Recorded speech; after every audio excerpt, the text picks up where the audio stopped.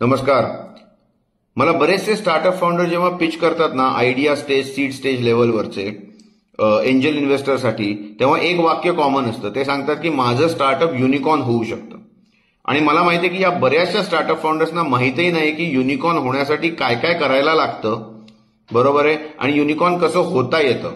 पण हे पिचमध्ये वाक्य कॉमन असतं. युनिकॉर्न म्हणजे काय, तर युनिकॉर्न म्हणजे $1 बिलियन किंवा 8,500 कोटी रुपये हून जास्त व्हॅल्युएशन असणारं स्टार्टअप म्हणजे युनिकॉर्न.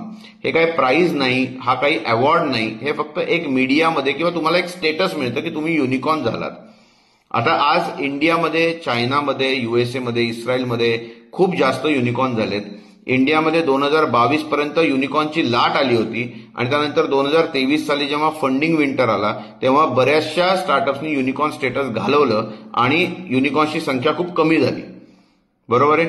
या युनिकॉर्न ह्या बाबतीतच आपण बरेच व्हिडिओची सिरीज करू शकतो. बरीच इन्फॉर्मेशन देण्यासारखी आहे. तुम्हाला इच्छा असेल तर तुम्ही कमेंट करा आणि मला सांगा की तुमची स्पेसिफिक शंका काय आहे या सगळ्या युनिकॉर्न जार्गन बद्दल, आणि मग त्याप्रमाणे आपण टॉपिक्स निवडू, बरोबर आहे.